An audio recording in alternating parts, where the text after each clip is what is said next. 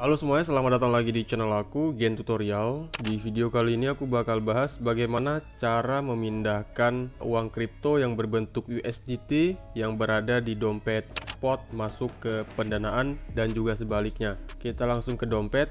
Nah, di sini kalian bisa lihat di dompet spot saya di sini ada 8 USDT.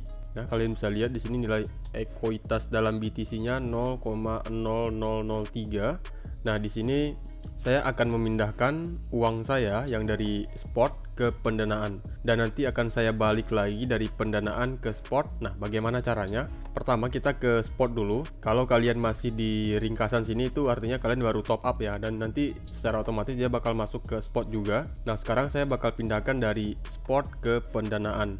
Kalian bisa lihat di sini di bagian pendanaan di sini masih nol saldonya, sementara di spot di sini ada 7.99 USDT. Nah, di sini saya bakal kirim. Kita klik menu transfer, lalu kita pilih koinnya USDT karena kita cuma punya koin USDT dan kita pilih jumlahnya max. Ada 8 USDT di sini. Kita klik konfirmasi. Dan kita tunggu.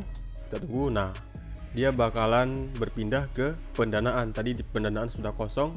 Sekarang sudah terisi saldo yang sebelumnya berada di bagian menu spot. Nah, selanjutnya saya bakal balikkan lagi dari pendanaan ke spot. Bagaimana caranya? Sama, kita klik transfer juga.